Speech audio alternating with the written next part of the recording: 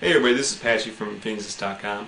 In this vlog, I'm going to be talking about my 5 favorite DOS games from childhood. And I'm going to show you them on my old DOS computer here, which I recently fixed by replacing a bad power supply. This beast of a machine is a 386 running MS-DOS 5.0. Has a clock rate of 32 MHz on turbo. Has a 5 1/4 inch floppy disk, which is good for holding absolutely nothing since it is 1.2 megabytes in high density. Of course, I have a 3.5 inch floppy here. I also have an old sound source speaker. There's two interesting things about this speaker. One, made by Disney. Two, it plugs into your parallel port. What the fuck? Alright, let's boot up this badass machine here, and let's get started.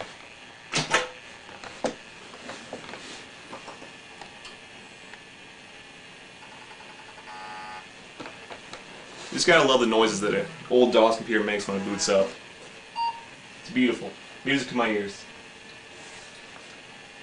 This is the old computer that got me started with hacking. This is how badass I was when I was a kid. I required a key to be put in to the computer before it could boot. And that key happened to be this floppy here. Basically, it's a batch file that looks for a file on that floppy, and if it finds that floppy, it lets you into the computer. If not, you can't get in, but of course you can just push Control-C, but whatever. I was like 13, come on. Alright, when it boots up here, you get the old MS-DOS shell, but I'm way cooler than that, so I'm going to go to the command prompt.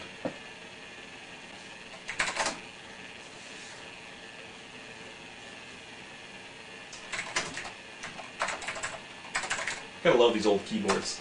They don't make them like this anymore.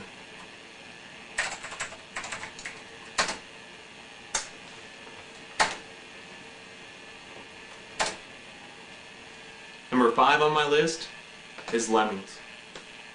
The first game on my list is Lemmings because this is just a classic game. I'm sure many of you have spent hours and hours playing this game because I'm pretty sure it doesn't end. There's nothing better than trying to help hordes of mindless zombies, trying to navigate them to their goal. And if you're sick like me, you also enjoy blowing up these little creatures. This game is just hours of fun, trying to solve puzzles.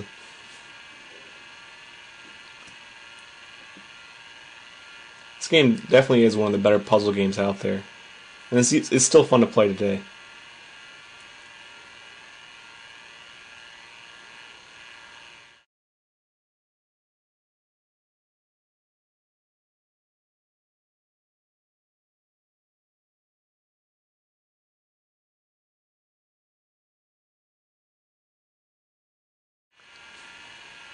Lemmings kicks ass. Number 4 on my list is Ragnarok. Ragnarok is by far my favorite RPG. It was originally called Valhalla and was released in 1992. However, it was renamed Ragnarok and released as freeware in 1995. This game is extremely in-depth and has a very hard learning curve. But if you stick with it, it's really fun to play. When you first start a game, you have to put in your name. And you only can use this name once. And the reason why is if you die and you start a new game, there's a chance where you can meet your past character's ghosts and have to fight them later in the game. Alright, there's 6 classes to choose from. There's Viking, Woodsman, Sage, Alchemist, Blacksmith, and Conjurer. After you level your character 10 levels, you master that class. And you'll get a special skill. Vikings, it's you master weapons, so you're more efficient with weapons. Woodsman, I believe you get husbandry, which allows you to clone animals, or basically clone them. And taming, which allows you to get weak enemies on your side. And I think there might be another one, but I can't remember. Sage is the ability to rewrite scrolls, which is very important, and I'll tell you why later. Alchemist is the knowledge of every mixture of potions. Basically, there's potions in this game, and you can mix them together to get a new potion. Basically, the alchemist gets a list of all those outcomes, which is very helpful because sometimes the potions can be very bad on your character. Blacksmith is the ability to make weapons and armor. It's pretty unique how Blacksmith does this. Basically, you have to have an anvil, a mallet, tongs, and you also have to have something to melt metal with. And that actually happens to be a wand of fire, which they don't tell you that, but you just kind of have to figure this out. Basically, you can melt down armor and weapons made of metal and create other weapons from that. And the Conjurer has various abilities. I can't remember all of them, but I think one of them is teleportation, and another one is heat ray, which is or heat vision, which allows you to kill animals pretty quickly. And there's also another way to gain abilities, and that's through scrolls of knowledge. And basically, you read it, and you'll obtain a random ability, like the ability to swim or the ability to make maps, which will actually reveal everything on that in that current area. There's a few other abilities out there, but I can't remember what all of them are since it's been a while since I played. Alright, I usually start off as a sage, because when you reach level 10 you can rewrite scrolls, and you start with a stylus, which is needed for that process. The reason why this is so good is because scrolls are very important in this game, and it gives you the ability to take any scroll that you have and change it into a different scroll. And some scrolls are very powerful. There's one that you only can write once.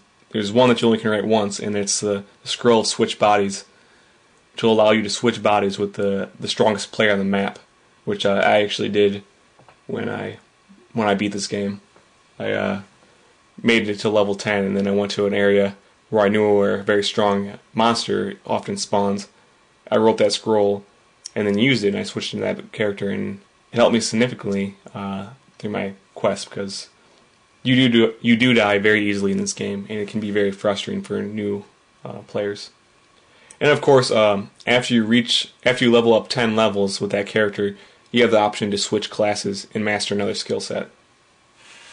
Basically, in Ragnarok, there's 6 quests that you have to do, which aid the gods in their battle against these evil demons. You don't have to complete all the quests, but it increases your chances of winning this final battle. And basically, you just start in a village and you walk around. Really, you don't know what you're doing, and you notice you get attacked right away. And then you have a pack that holds various items.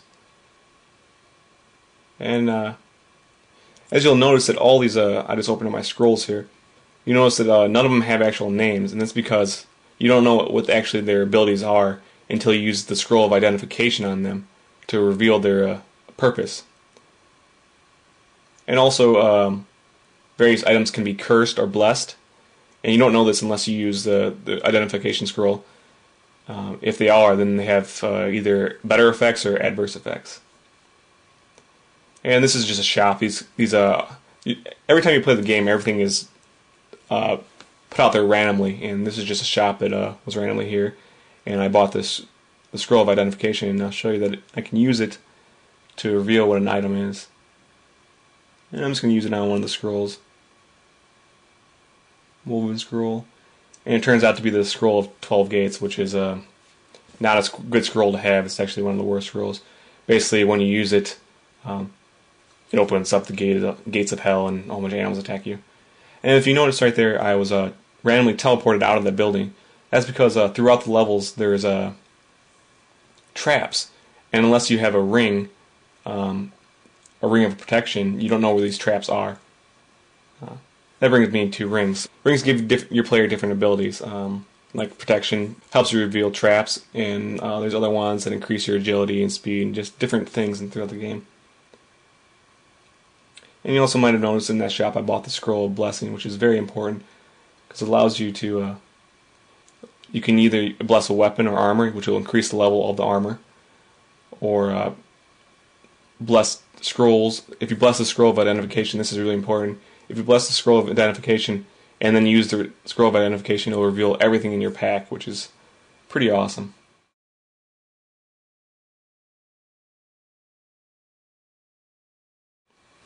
Oh, and I'm just going to click on a random scroll here, and this is actually pretty rare. It's one of the better scrolls.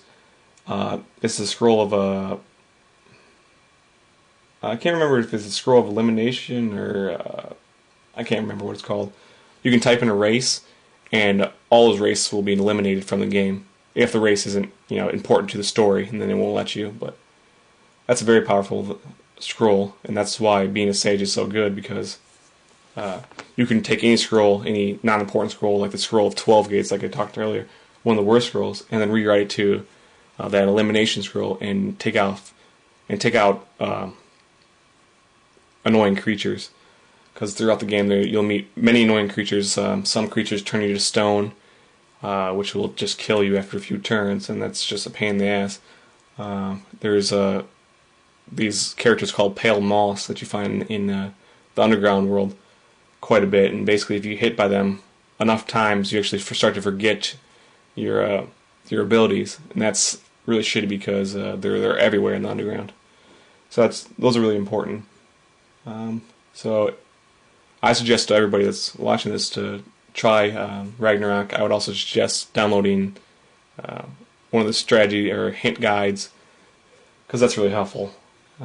Also, another tip: save very often, because you will die all the time. Alright. The number 3 game on my list is Cannon Fodder.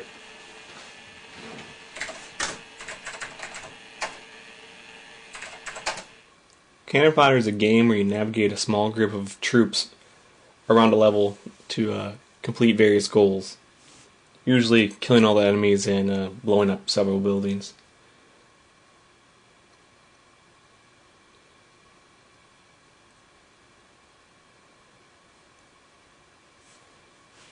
The game starts off really easy, but later levels get extremely difficult, and you have to implement different strategies to complete the level, usually by splitting up your group into smaller segments and attacking the enemy in different waves.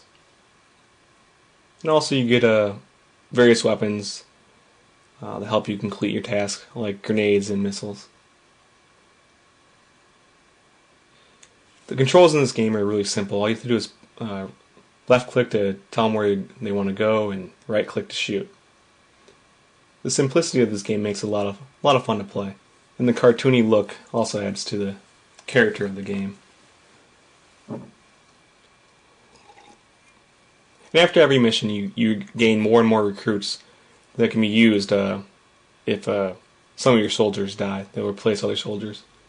It may seem like you have a lot now, but you will use them later in the game because it gets pretty hard, and your men can die pretty easily.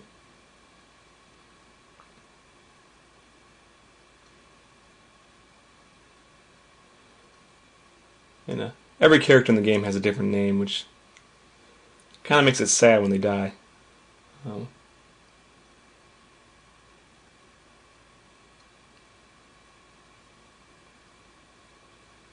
Gotta make sure you're clear of the building, because flying debris can kill your men, which, as you notice, it took out a couple of my men in this round.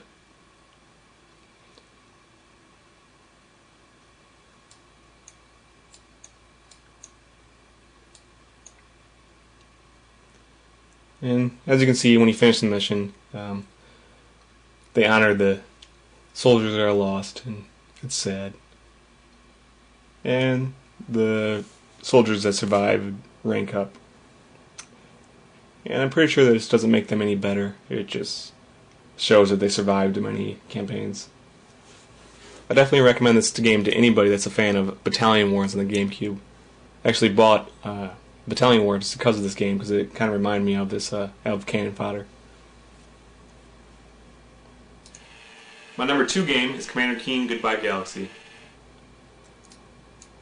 The second game on my list is Commander Keen Goodbye Galaxy. This is the 4th Commander Keen game of 7, and the reason I chose this one is because I actually won this game in a fun fair when I was in 1st grade. So I played this one quite a bit compared to the other ones. And basically this game is a platformer made by id, so you know it's good. And you play this pale kid that's wearing a Green Bay Packers helmet, apparently. Although it seems pretty strange, it's actually a pretty fun game. Basically, the point of this one is to save, I believe, 6 old men called oracles to save the world, I guess. I don't know. I can't remember the storyline exactly. But it's a fun platformer. You get a pogo stick, which is cool. Yeah, there's not a lot to say about this game, but it is a very fun platformer, and it gets quite difficult. And if you play this one and you seem to like the idea behind this game, there's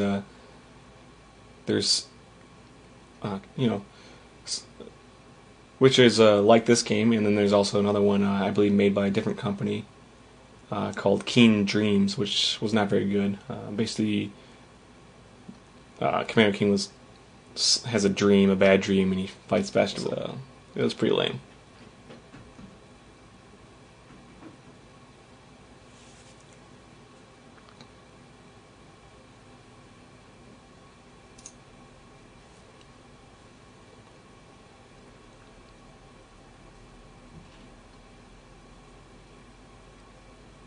Yep, Commander Keen's a badass. My number one childhood game of all time is Wolfenstein 3D. The top game on my list is Wolfenstein 3D. It's not because of the amazing gameplay or anything like that, it's just because it's one of the first PC games I ever played.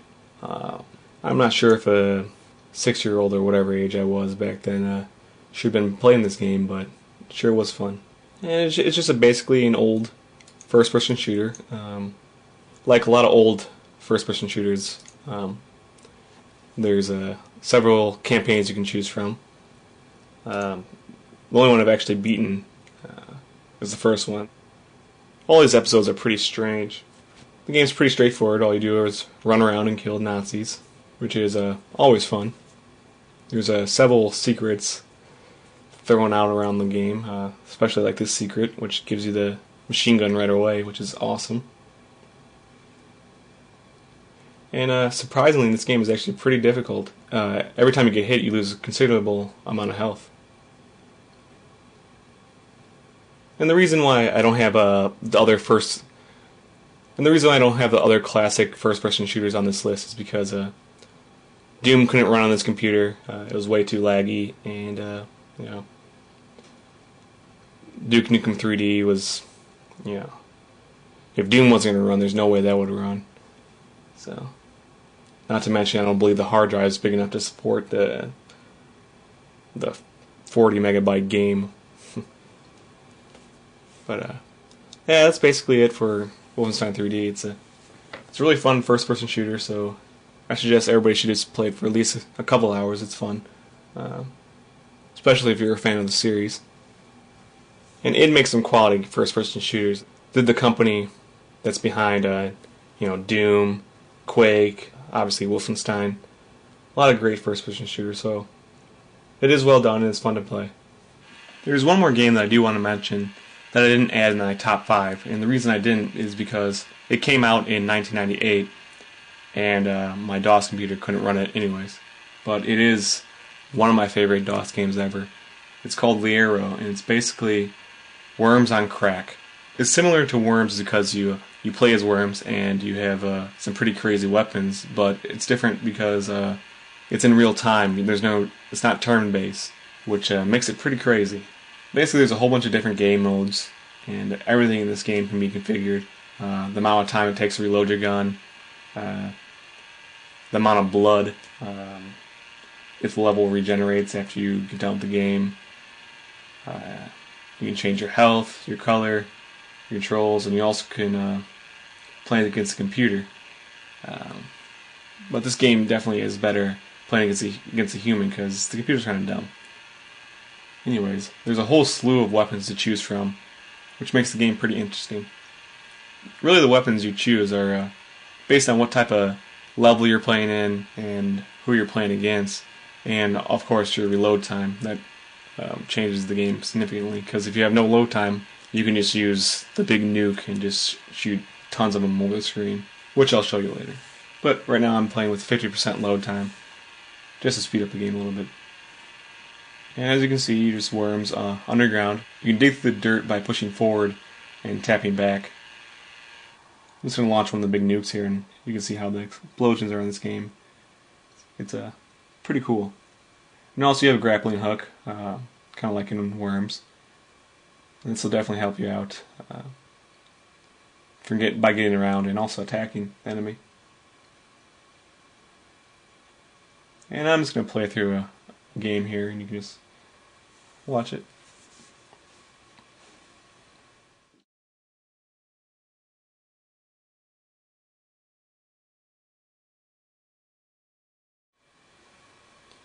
Alright, now that you saw the normal game on normal, I'm gonna change the reload time to 0, which makes the game pretty interesting, pretty intense, really.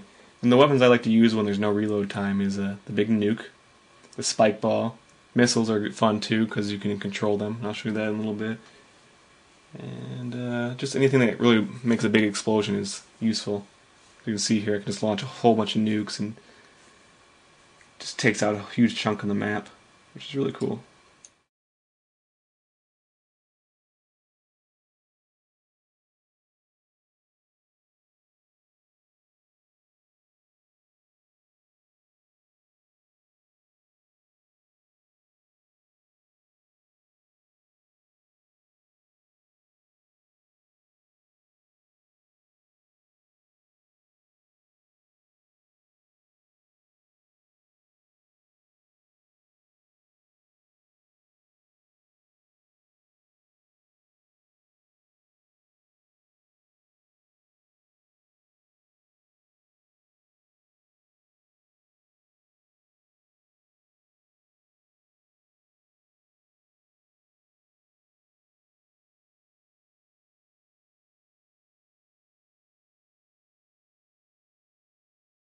Those are my top 5 DOS games from childhood, plus the Arrow. I hope you enjoyed this video and brought you back some memories from your childhood. If you haven't played these games, I suggest you guys go out and play them. It's definitely a lot of fun.